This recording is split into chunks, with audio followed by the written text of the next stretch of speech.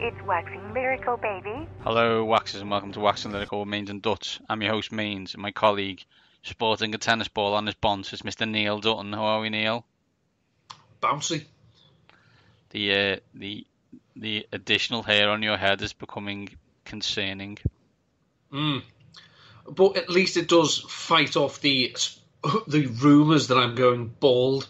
It's not a rumour. It just means that your hair is growing out, but it's not growing on the front. It's called a fringe. Yeah, I see what you mean. If you know what I'm saying, like it's definitely growing on the back and sides. That there is no doubt. However, the front is an issue. If it starts to cover the ears, I will take action. But until then, there's nothing I can do. I'm telling you, I'm going man bun, Cristiano Ronaldo style before someone gets near my hair. There isn't a barber. That's where the similarities begin and end. Yeah, probably. Yeah. I can't argue with that. You know, I'm likable. On this week's show, two wild, weird world stories, classics, linked to the coronavirus, really, which just makes him a little bit weird and a little bit wilder. We've got some NFL news. We've got a hashtag uniform chat, an upgrade and a downgrade, let's be honest. And then Neil's done a mock draft, so we're gonna chat mock, look at his things and understand why you'll be surprised to hear that the Philadelphia Eagles have taken a wide receiver. We all know that Howie Roseman will, of course, see this mock and, out of spite, go another direction. Yeah, true. But let's start with Weird World, Neil, because that's what we start season. And I think, everybody's got to do their bit to help during these troubling times, and that is what medical fetish site MedFet UK did this week. A medical fetish company says it's donated its entire stock of disposable scrubs to the NHS. MedFet UK, didn't know it was a website, but do now, did it after being contacted by procurement representatives struggling to find the right equipment amid the coronavirus pandemic. Writing about it on Twitter, the company said, "Today we donated our entire stock of disposable scrubs to an NHS hospital. It was just a few sets because we don't carry large stocks, but they were desperate, so we sent them free of charge. We have been contacted this week by representatives of NHS procurement all over the country trying to source basic protective equipment clothing." Neil, you bought our scrubs, correct me if I'm wrong, when we went to the cricket about a decade ago. Please, for the love of God, tell me they weren't medical fetish site ones. They were not medical fetish site ones. No, they were throwaway, legitimate surgical scrubs. They were, I say, being thrown away because they were too small or too large. I can't remember which one it is, but they were not procured from a fetish site. The dildo that I got from them probably was, but the scrubs were not. Unbelievable scenes where you're like that, where we're in a world where the only place we can get medical scrubs from is probably fancy dress sites and fetish shops. Well, we should point out that, how should we put this? A merchant who specialises in adult entertainment did sell out of penis-shaped pasta because the people could not buy it in regular supermarkets. Just the things, yeah, unbelievable scenes all over the place, and for those people who are, obsessed with having sex in medical gowns, hold on tight. I'm sure we'll get through this all together, and you'll be able to buy them again soon. Fingers crossed. Neil, next one is a disaster in Texas. We all know that we've been struggling to we don't use bidets in the UK, so toilet roll has been in short supply. I got my stash from Amazon, as I do on my regular 3 monthly jaunt, which is amazing.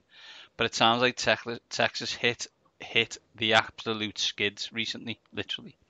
A tractor trailer hauling toilet paper crashed and caught fire near Dallas early Wednesday, spilling the hot commodity all over the interstate. The fire shut down westbound lanes of Interstate 20 near Interstate 45. Don't know why I'm telling you that. Doesn't make any sense. Don't know what the motorways mean. The driver of the truck is okay, officials said. The Toilet paper appeared to be large rolls typically used in stores, restaurants, and other businesses. And a Texas Department of Transportation official said a load of toilet paper burned extensively. Toilet paper has been in high demand amid the coronavirus pandemic. Right, just a quick one. How did this lorry burst into flame? Was it like a Bond film? Probably. If a car could hit water and it would blow up. Is that what happened? Isn't that an episode of The Simpsons from long since past where stuff would just roll and then explode? Do you know, it's like, oh my goodness, this flammable toilet paper turned sideways and therefore, exploded into smithereens. Yeah, I mean, if that is the case, that's the type of product I don't want anywhere near my arse. I think it's either that, right, or what's actually happened is it's got no toilet paper in it. The guys smuggled it away previously, and then to trick everyone, it's then exploded. CSI Texas will be on the case and soon find out that it was actually just normal paper, not toilet paper, that exploded into, weirdly fire on the interstate. Yeah. Oh no, my lorry filled with the valuable commodity has burst into flames and nothing of a trace has been left. Whatever shall I do? I don't know, but for some reason I'm now driving a Ferrari. Yeah, I don't buy it, Hank. Yeah, I'm with you. If you've got a weird story that you want me and Neil to discuss, please send it to us. Combined, we are at waxing_lyrical. Neil is at Dutton13 and I am at me87. Neil, let's drift casually into NFL news. 3 stories to get our teeth into before we look at your mock draft. First one is, Neil, the genius that is. Let's start this way, Neil. How old are your parents? Parents are 65 and 63. Yeah, similar ages for my parents. Do you FaceTime them at the moment? We have been doing, yeah. Is it an absolute and utter disaster? Do they hold the phone at funny angles? Do they talk to it? Don't understand what they're doing? Did it take you 4 hours for them to get it to set it up? My dad's favourite trick is to be talking on FaceTime or Skype, whatever it is, and then get up and go for a walk. It's like, Dad, yeah, we are still getting the audio experience here, but we can use the phone for that. So, if you actually want to see us and, your grandchildren, put the laptop or phone down and sit still. It's like when I have recently where I've assisted me father and mother in IT to allow them to watch TV shows that they wouldn't have been able to watch otherwise, and the step-by-step instructions for that becomes tremendously difficult. I bring this to everyone's attention because we would be the IT support for our parents, and I'm imagining people our age or younger assisting GMs and head coaches across the NFL as they panic feverishly about doing virtual draft in 2 weeks time, Neil. Have you ever heard so much nonsense and absolute drivel in relation to the fact that these people think that it's going to end in disaster? It's actually baffling. I mean, the concept of, they could hack us. Well, tell you what, here's what you do. You go on a Zoom call with the NFL to announce your pick, but you go on a Skype call with the rest of your front office and your scouts. Hey, bit more secure, isn't it? Literally, there are people in the NFL, and obviously this is the time of the unnamed scout. Now, this is the time of year that those people decide, time for me to, grind my axe. The unnamed front office executive who are coming up with this crap. My God, I'd stay unnamed as well because you're making yourself look stupid.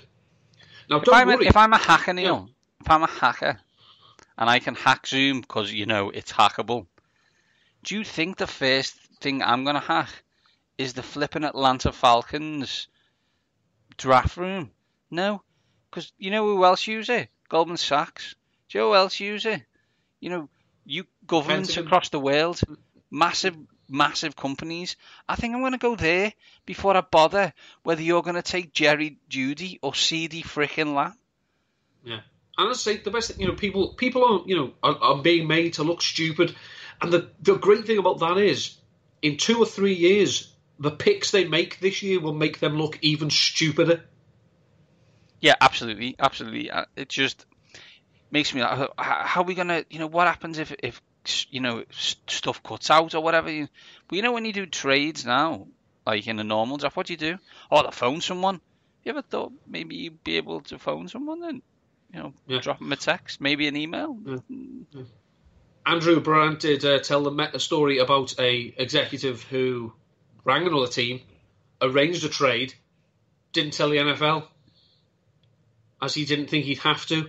Seriously, how did you get what you thought the NFL just knows? You think they're that all-powerful, all-knowing that you don't have to clue them in. Although that does remind me of the story that George Allen, late great coach of Washington, once traded the same pick twice. Yeah.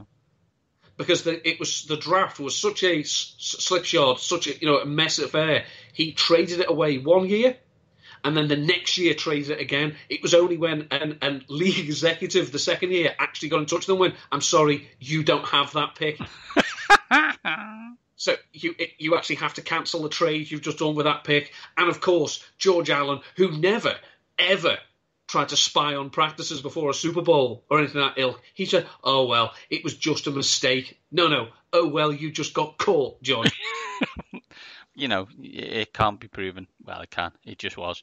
Yeah. See, he was a Machiavellian genius. His son is an idiot. Yeah, his son is not great.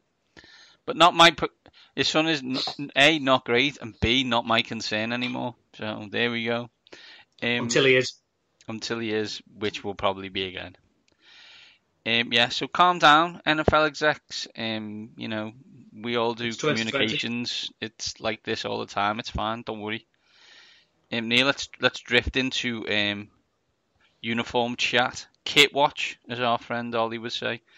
Let's go improvement first, okay? Bucks couldn't get much worse and got better.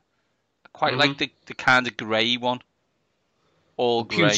The pewter, yeah, I like it. And Tom will look good in it, I think. Yeah, it's at least they've gone to a proper red.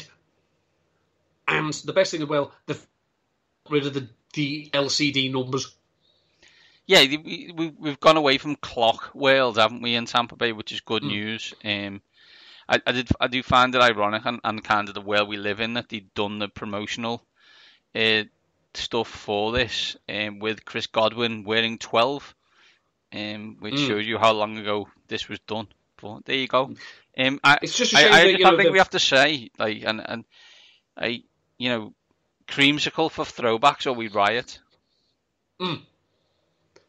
Absolutely. I think, if we could speak, if he'll allow us, of course, to speak on his behalf, Mr. Dutton will say, yes, you've sorted the uniforms, you've sorted the quarterback, now get that bloody pirate ship out of the ground. Yeah, he will do, yeah. He will do. Although no one's allowed in there at the moment, as I know, as I watched WrestleMania 36 inside someone's back garden by the looks of things. It's real to me, damn it. Well, it looked real. From the improvement to the crap, and that's the Atlanta Falcons uniform, or the ATL uniform, as they like to be called now. It seems, as Steve Weiss highlighted on the Around the NFL show today, when you're using the same things as the Atlanta Hawks, who stink, that's not a good move. The kits aren't very good. When will teams get over that fade thing from one colour into another? It doesn't work. The only good kit is the black one. Oh, that's right, that's a throwback one that they've always had and hasn't changed. See, I'm told, though, a friend who's in our Dynasty League, Rich Wyatt, who is a Falcons fan, he believes that the black is actually the new home strip. So that's actually the first choice team. The red with ATL is actually their alternate. Yeah, okay. I don't like the kits though. I think a friend of the show, Ross Tucker, said it quite well. Like, if your team keeps on changing your kit, it's probably an issue, right? There's a correlation between changing your kit and not being very good. Yeah, it's called rearranging the deck chairs on the Titanic. Exactly. And they're struggling at the moment, but we shall see. Yeah, this isn't going to put you over the top. It's just going to give you something else your fans are pissed off about. Can I just ask though? Obviously, on this issue, there are a couple of kits that people seem to have, ridiculously high regards for. So obviously, you've been watching the game a lot longer than I have, so I'd be interested in your use. The Chargers, powder or dark blue? It's powder for me. Right. The Eagles, Midnight or Kelly? Kelly. But I think that's just because I'm old, right? This is become an age thing, that things in the past always seem to be better, right? I like the Kelly green, like I like the old ones. I like, I like the Patriots with Pat and in the red. Do you know those kind of things? I prefer. See, I've always been I always prefer the darker colours of darker shades of any colour. So midnight green is obviously, the Kelly green is obviously good as a throwback, but I've never known the Kelly green. And dark blue. See, I know they had it for years beforehand. I always preferred Denver's dark blue rather than the orange. I like the orange though. But again, you're old. I am old again. I am old. That is factually accurate, Neil. That's factually accurate. That's it for the news. Let's drive headlong into Neil talking about his mock draft. So Neil, you've done a first round mock, and we're going to talk about it. I've got a few questions, but what I'm going to do is, first of all, I'm going to go through probably top 15 in the order. 1, Joe Burrow to Cincinnati, obviously. No trades in this. No trades. Washington take Chase Young. Detroit take Jeffrey Okudah. Giants take Tristan Wirfs. Miami take Tua Tagovailoa. Chargers take Justin Herbert. Carolina, Derek Brown. Arizona, Mekhi Becton. Jacksonville, Javon Kinlaw. Cleveland, Andrew Thomas. Jets take Jedrick Wills. For Jets fans listening to this now and not hearing certain names that could have been said, and then taking the third offensive tackle, I know, and I'm sorry, but this is how the world works. But don't worry, because the next teams will be the Las Vegas Raiders taking Jerry Jeudy, the San Francisco 49ers taking CeeDee Lamb, 14 is Isaiah Wilson, the tackle, and 15 Denver take Henry Ruggs. Obviously, there's more players, and we get there, and we'll talk about Neil's team taking Justin Jefferson from LSU a bit later. Based on this draft, Neil, and medical pending, obviously, is Miami sitting there with a cigar in their mouth, saying they love it when a plan comes together? Well, they plan to stink to get Tua. They then started winning games. I thought, oh my God, we're not going to get the number 1 pick. Tua then gets injured, and the rise of Burrow means that Tua isn't going to be the number 1 pick anyway. So the Dolphins had a bit of pride. They stopped the Patriots from winning the Super Bowl, in their eyes, not mine. And after all this, they're still able to get Tua. It's a dream come true. Yeah, it's what they would. It's what they wanted this time last year, right? That this was the plan, but I don't think this was how they wanted it to go. You have them taking Grant Delpit, safety, at 18, which isn't exactly awe-inspiring, but there you go, two players to play straight away. I think Ian Rappaport just said that Tua's just done a 55-minute workout, making throws and whatever. Because obviously, one of the major concerns on the whole draft is you haven't really had anyone in your facility. You've had the official medicals, I guess, but you haven't had your own. Do you trust them? Whatever. I think what that will mean, especially at the top, there'll be a lot less gambles. I think in that kind of situation. I think Washington, you look at them, they're bound to usually mess certain things up. But you almost think that Chase Young is obvious because he's the best player, and let's just not be stupid today. Let's leave that for another day, which I'm sure we will do. It's as you said. I think that maybe a byproduct of this is that some teams, with the general manager or whoever it is going to be pushing the button, he's not got Area Scout A, Area Scout B, head trainer. He's not got all these people in his ear. They're all obviously linked and whatnot. But if he's made his mind up, he rings it, he presses the button and whatnot. There's no overthinking. So there's a chance that maybe this is a common sense driven draft. Certainly in the top. Absolutely. Neil, I was reading and Dane Brugler's big board from the Athletic, which we ascribe to, and he has Isaiah Simmons fourth on his board in terms of talent. You have him going 19 to the Las Vegas Raiders. First of all, good news for Raiders fans everywhere, but why are you so low? It's not a question that I'm so low. Obviously, he's very talented. His numbers in college back it up. 20 pass breakups, 4 interceptions, 11 sacks, 28.5 tackles for loss. I don't know, you get half a tackle for loss. I might have got them wrong. Nevertheless, the problem with Simmons, and this is, he's versatile. And by that I mean, he could play linebacker, he could play safety, he could play nickelback. I don't trust very many of the teams ahead of Oakland, Las Vegas, to know what to do with him. And I think they'll be frightened of taking him, because we saw the Dolphins with Minkah Fitzpatrick. Positionless players, in theory, sound great, but eventually you've got to go to one of these positions meeting rooms. And I just think that there are a lot of teams there with needs who could take Simmons. Obviously, most of those teams, a player like Isaiah Simmons would be an asset. But I think given the uncertainty, certainly around this season and maybe moving forward, teams would probably think, I don't know where to play him, I'll just take someone else. Whereas I think Mike Mayock is probably going to be smart enough and have enough of John Gruden's ear to say, just get him. We'll figure it out. Will Gavin, Marcus Grant, and others are seeing your CD Lamb and Kyle Shanahan combo and going, yummy. Well, they need a wide receiver. Their offense, it got by. We know it's based on the ground game, which was very good.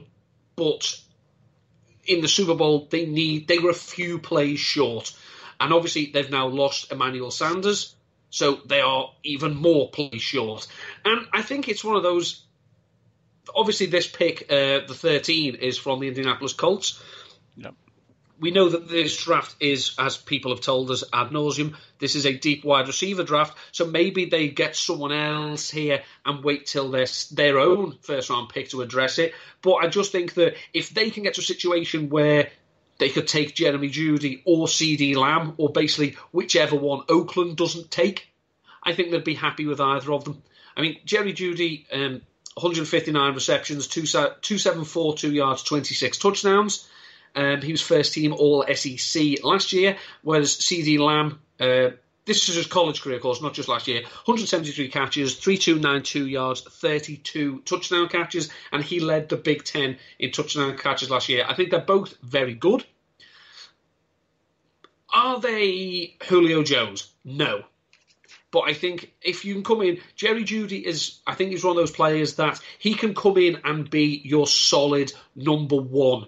I don't mean number one in terms of he's going to be a fantasy superstar, but I think he can come in and provide your quarterback with a valuable and reliable target. Where CD Lamb, maybe, does he have a bit more upside that we haven't seen yet? I don't know. I think it would depend on the quarterback and the scheme. But if these two went at these spots to these two teams in either order, I would not be surprised.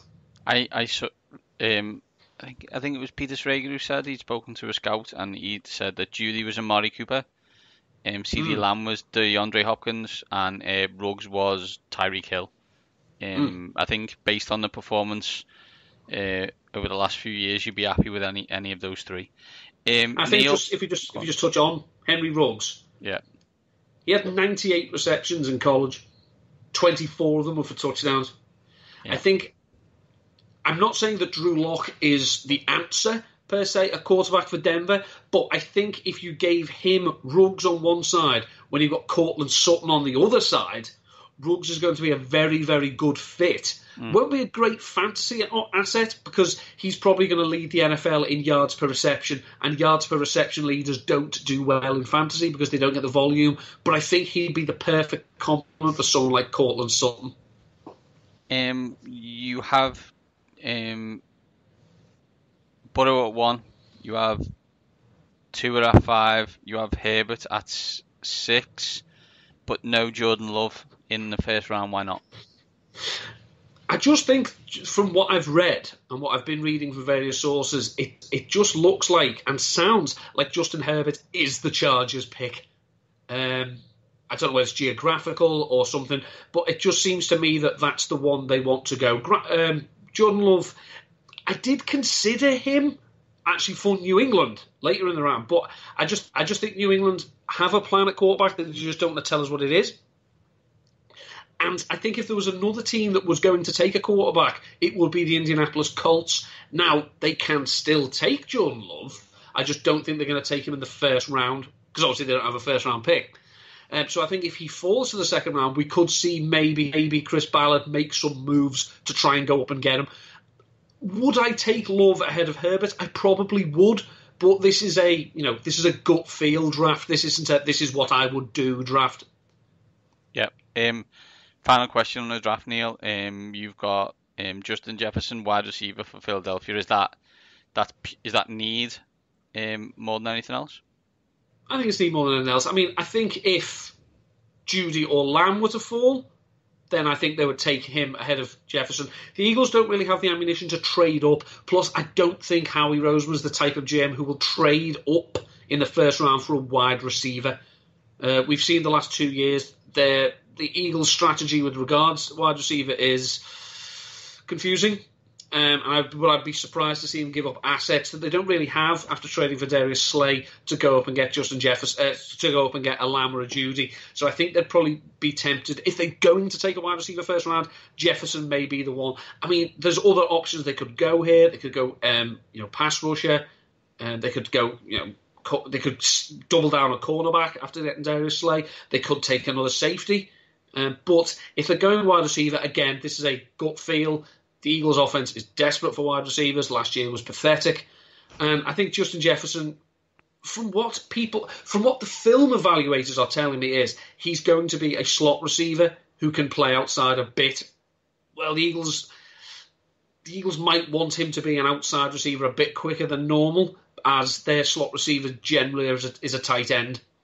But he did have 165 receptions in college, in his time at college. 111 of them came last year.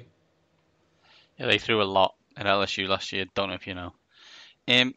Neil, fantastic work. We'll tweet that. I'm sure you will tweet that that mock draft out so it makes sense to people when we do the pod. I'm making you do that.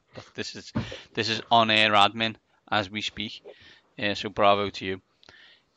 Neil, where can people catch you the rest of this week?